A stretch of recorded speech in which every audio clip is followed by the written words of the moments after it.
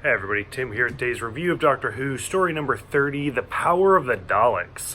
So, this story is 6 episodes, and unfortunately all of them are missing. But they have all been animated. So I was super excited because I'm pretty sure the first time I saw this, it was not the animated version, it was just like the stills and the audio. So I was really excited because, or at least I had no memory of watching it.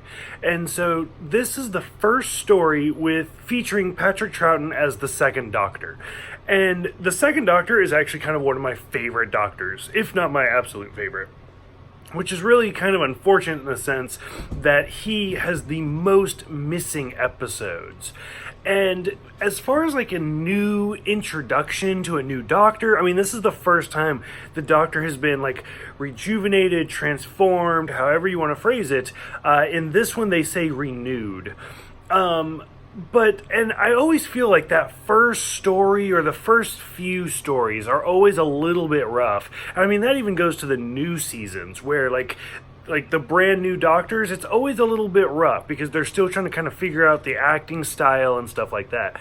Overall, this one, I felt like it was a little slow. Like it didn't have that pickup that we usually attribute to Doctor Who, especially with a big Dalek story like this.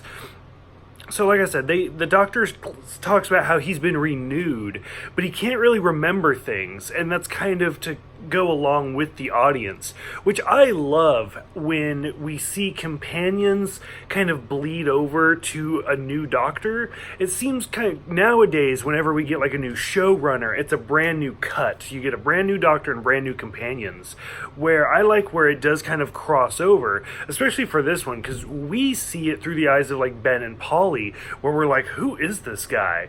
And so, like, the Doctor can't quite remember things, like where his diary is. And finally, he does find his 500-year diary. He plays the recorder, I believe it was.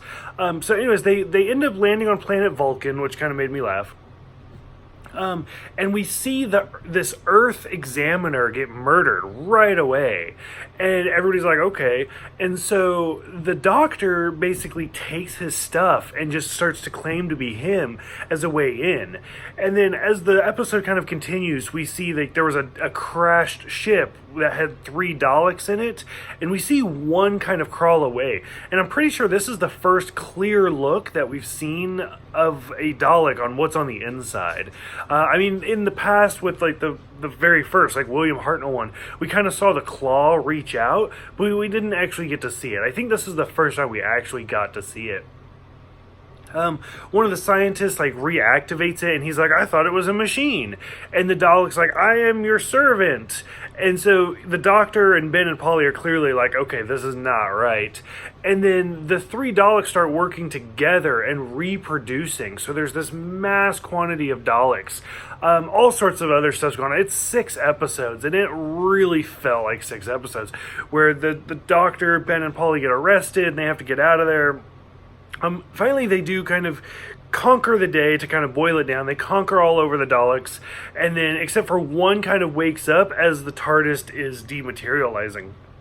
And they do end up finding who killed the original Earth Examiner, and of course he gets his just reward and stuff like that. Overall, like, I just could not get into it. It was so slow. It actually took me a couple of days to watch this, and I feel bad about that, because when it does take me several days, by the time I get to the end, I'm like, what happened in the beginning?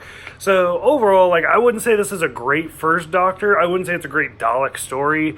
It's interesting, but it's not as good as it could have been.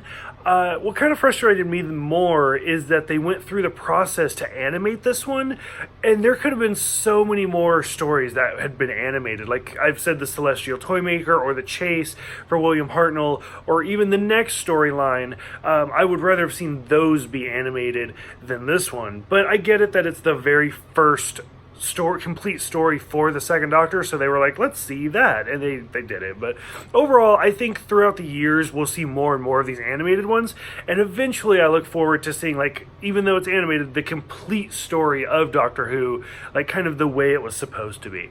So for those who have seen this one, what did you think about the first story with Patrick Troughton? What did you think about, like, just seeing a renewed Doctor and just the reactions to it? Go ahead, let me know. Thank you guys for everything, and I will see you guys next time for The Highlanders.